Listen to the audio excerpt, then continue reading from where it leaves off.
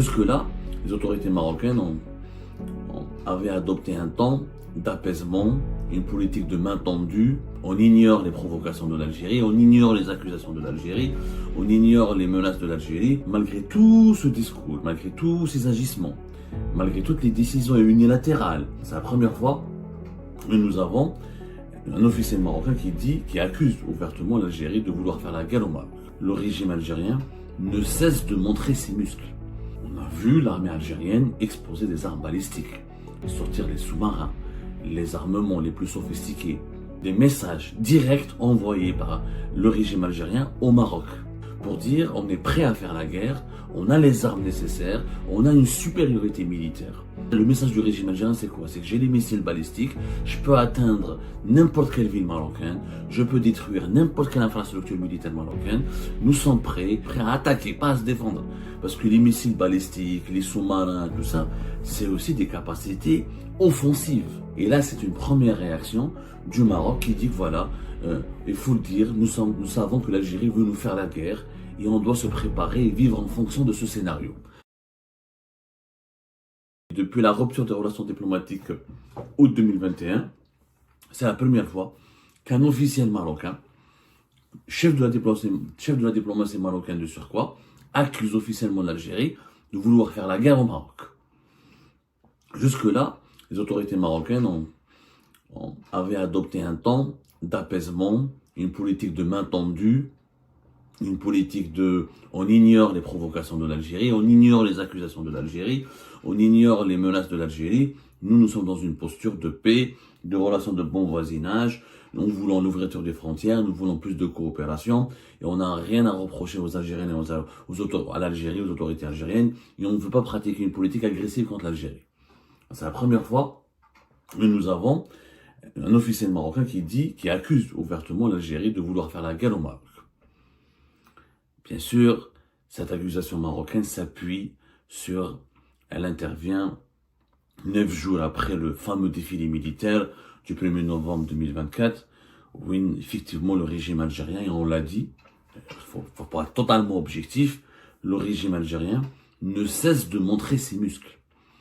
Depuis 2021, depuis la rupture des relations diplomatiques, depuis la fermeture du ciel aux avions, à tous les appareils décollant depuis le Maroc, la fermeture du ciel algérien pour les avions marocains en septembre 2021, l'instauration des visas obligatoire pour l'entrée sur le territoire algérien, un visa obligatoire pour les ressortissants marocains qui veulent rentrer sur le territoire algérien, ça c'était en 2024. Donc il y a une série de décisions effectivement assez dures, assez brutales et qui visent directement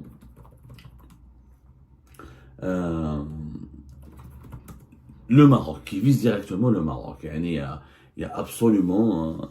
Donc l'instauration des visas, je rappelle, c'était en septembre 2024, fin septembre 2024, l'obligation d'obtention du visa d'entrée au territoire algérien pour tous les ressortissants marocains. Donc il y a eu une série de décisions, plus les exercices militaires qui étaient organisés régulièrement entre 2021 et 2024 par l'armée algérienne à côté des frontières marocaines, plus le discours martial, très martial des dirigeants algériens, notamment de Saïd Chengari Haïdar et Majid Tebboune, chef d'état-major de l'armée président algérien, plus le discours de la presse algérienne, qui a la télévision algérienne, le NTV, puis il y a eu Algérie 24 News, la chaîne d'information internationale continue de l'État algérien.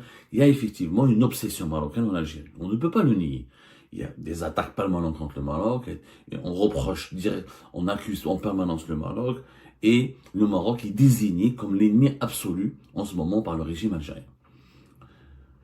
Je crois que ce qui a poussé jusque-là, malgré tout ce discours, malgré tous ces agissements, malgré toutes les décisions unilatérales, hostiles au Maroc et aux autorités marocaines et aux ressortissants marocains, parce que le visa imposé depuis le 26 septembre 2024 aux ressortissants marocains, ça vise pas que les dirigeants marocains, ça vise tout le peuple algérien. Les autorités marocaines, jusque-là, elles étaient mesurées, modérées dans leur réaction. Il y a eu des envolées très critiques contre l'Algérie dans la presse marocaine, dans certains partis politiques, mais les officiels, au niveau des officiels et au niveau des représentants de l'État marocain, il y avait toujours des réactions modérées. Là, il faut l'avouer, et je l'ai prévu, je m'attendais à cela, le défilé militaire extrêmement impressionnant de l'Algérie du 1er novembre 2024 a changé la donne. On a vu l'armée algérienne exposer des armes balistiques, sortir les sous-marins, les armements les plus sophistiqués, les troupes spéciales. On a vu des messages directs envoyés par le régime algérien au Maroc. Le Maroc s'est senti directement visé, le message lui a été directement envoyé. Le défilé du 1er novembre était un message d'avertissement de l'Algérie au Maroc pour dire on est prêt à faire la guerre, on a les armes nécessaires, on a une supériorité militaire. Le message du régime algérien, c'est quoi? C'est que j'ai les missiles balistiques, je peux atteindre n'importe quelle ville marocaine, je peux détruire n'importe quelle infrastructure militaire marocaine, nous sommes prêts, nous sommes mobilisés, on est sur le qui-vive et on a une supériorité militaire grâce à notre marine, grâce à nos sous-marins, au nombre de nos avions. Il faut dire que le Maroc n'a pas les sous-marins que l'Algérie possède, n'a pas la marine, les forces navales que l'Algérie possède, et en termes même d'aviation, il y a un certain déséquilibre. L'Algérie, sur le plan logistique, sur le plan militaire, affirme ou se targue d'avoir une certaine supériorité logistique et militaire sur le Maroc. Le défilé du 1er novembre était directement en Aqta. Il était extrêmement agressif. Ce n'était pas une simple commémoration du 1er novembre. Ce n'était pas une simple commémoration d'une fête nationale. Il y avait des messages politiques qui n'étaient même pas codés. C'était pour dire, nous sommes prêts à faire la guerre, on est prêts à se défendre, on est prêts à attaquer, pas à se défendre. Parce que les missiles balistiques, les sous-marins, tout ça, c'est aussi des capacités offensives. C'est que le défilé du 1er novembre, n'importe quel expert militaire qui a vu tous les armes pendant 2 heures et demie qui ont défilé dans les rues d'Alger, ce ne sont pas des armes qui servent uniquement à se défendre. Ce sont aussi et surtout des armes qui servent à attaquer. Donc, les autorités marocaines ont été prises, je dirais pas de panique, mais elles ont été bousculées. Elles ont été bousculées, et là, c'est une première réaction du Maroc qui dit que voilà, il faut le dire, nous savons que l'Algérie veut nous faire la guerre, et on doit se préparer et vivre en fonction de ce scénario.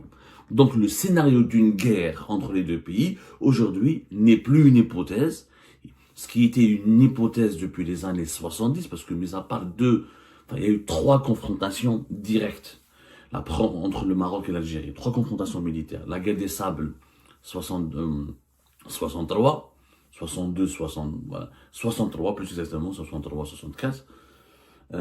Amgala 1, 75, Amgala 1 et Amgala 2, 76, 75, 76. Voilà, pour être les plus précis. Pour être un peu, sans être trop très précis dans les détails.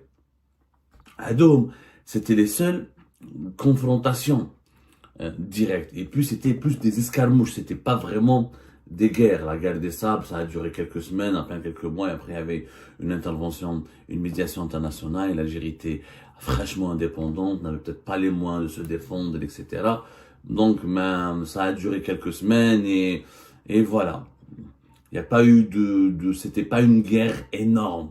C'est vraiment des petits affrontements qui n'avaient pas une grande ampleur, pour être tout à fait sincère. Maintenant, Amgala Kif, c'était des petites batailles. Une petite bataille, mais vraiment une petite bataille, c'est pas quelque chose d'extraordinaire. Voilà, il y a eu 2 batailles, 76 et 60, la même chose, 76. En 76, il y a eu quelques affrontements. On parle aussi d'une centaine de morts et quelques prisonniers. Mais voilà, il n'y a jamais eu entre les deux pays une guerre conventionnelle qui les a opposés directement et qui a pu, parce qu'une guerre conventionnelle entre les deux pays, ça aurait pu faire des milliers de morts, des très milliers de morts. Alhamdoulilah, pour le moment, ce sont les 3 confrontations. Là, on est depuis Amgala, depuis février, voilà, depuis 76, et Amgala 1 et Amgala 2. Dans Amgala 1, les Marocains revendiquent une victoire, Amgala 2, l'Algérie revendique une autre victoire, mais c'était le statu quo. L'hypothèse d'une guerre entre les deux pays, c'était qu'une hypothèse, qu'une menace. Il y avait le Front Polisario qui était entre les deux pays. L'Algérie armée reconnaissait le Front Polisario. Le Maroc luttait contre le Front Polisario. Les deux pays ne se sont pas confrontés. Là, c'est la première fois, depuis l'indépendance, depuis la fin des guerres, depuis Amgala, depuis 76, où nous avons les deux pays qui se disent, qui conçoivent, parce que jusqu'à avant, les deux pays se méfiaient, s'armer, il y avait une course à l'armement, mais il y avait toujours des contacts. Il n'y avait pas de rupture de relations diplomatiques, notamment depuis l'arrivée de Bouteflika début des années 2000 jusqu'à 2019. Il y avait des rivalités, il y avait des provocations, il y avait des querelles, il y avait des conflits diplomatiques et politiques, mais aucun des deux régimes n'avait envisagé sérieusement l'option d'une guerre. Là, le Maroc et l'Algérie envisagent sérieusement l'option d'une guerre. Et ça, c'est le scénario que je craignais, que beaucoup de sages en Algérie et au Maroc craignent. Et moi, je l'ai dit depuis 2022. Je dis que cette fois-ci, ça a changé. Que, auparavant, les problèmes algéro-marocains ne concernaient que les Algériens et les Marocains.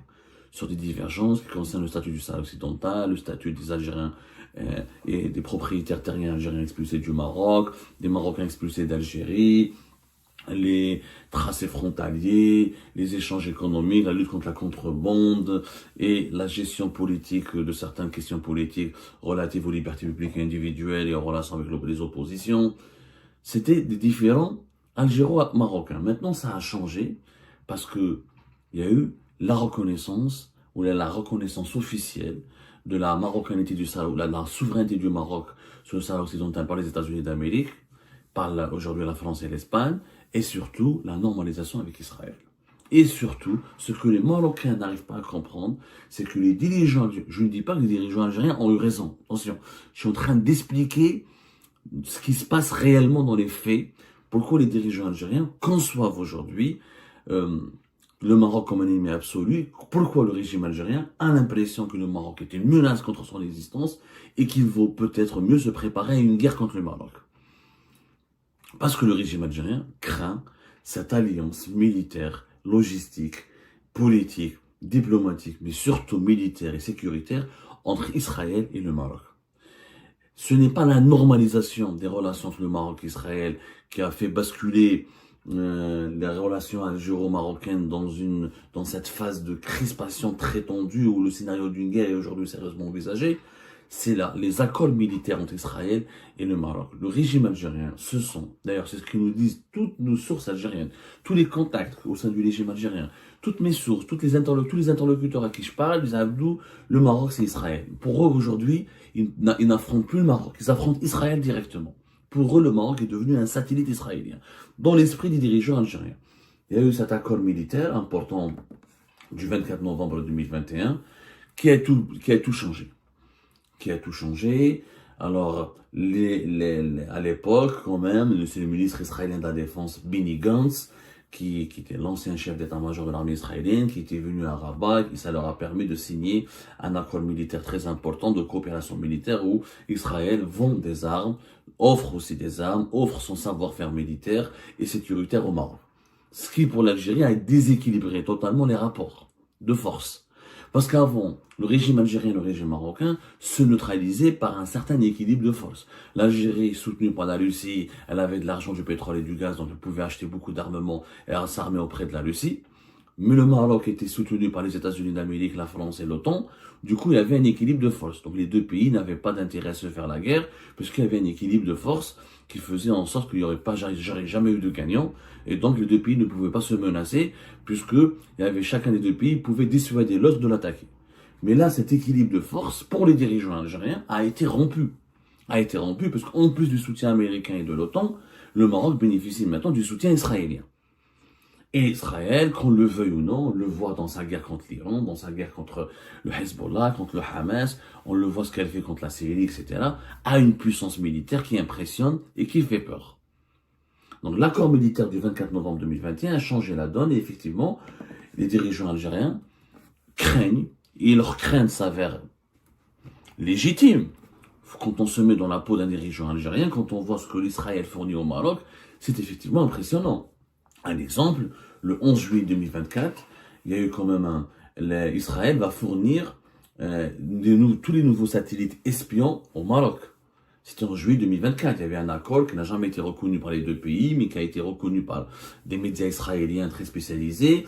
C'est un accord entre la société Israélo-Aerospace Industrie, qui est le plus important groupe israélien d'armement, qui a conclu un accord pour la livraison d'ici 5 ans de 2 satellites d'observation, c'est des satellites espions de type Ofer 13.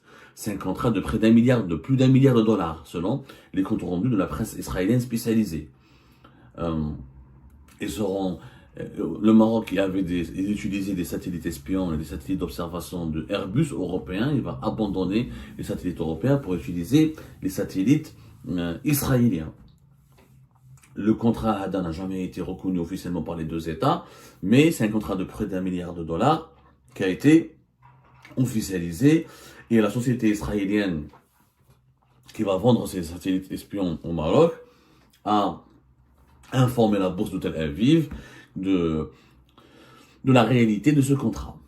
Il faut savoir que depuis l'accord de défense, l'accord militaire, l'accord de défense militaire entre Israël et le Maroc, quand même, selon des sources internationales très crédibles, Israël est devenu le 3e fournisseur de matériel militaire au Maroc. 3e fournisseur avec 11% des parts. Il y a eu déjà plusieurs acquisitions importantes. Par exemple, en 2022, le Maroc il a acquis les systèmes de défense aérienne de type Barak pour un montant de 540 millions de dollars. Donc, il y a eu des livraisons très importantes et des coopérations militaires et sécuritaires. Aussi, les services de renseignement israéliens avec les services de renseignement marocains coopèrent énormément. Et pour l'Algérie, ça, c'est une agression. Les dirigeants algériens le perçoivent comme une agression, comme une menace contre l'existence. Pour eux, pour les dirigeants algériens, l'implantation d'Israël au Maroc, à travers un déploiement à travers les services de renseignement, à travers la coopération militaire, à travers les armements israéliens, c'est une menace directe qui permettra, pour le régime algérien, c'est Israël qui va faire la guerre à l'Algérie depuis le territoire marocain.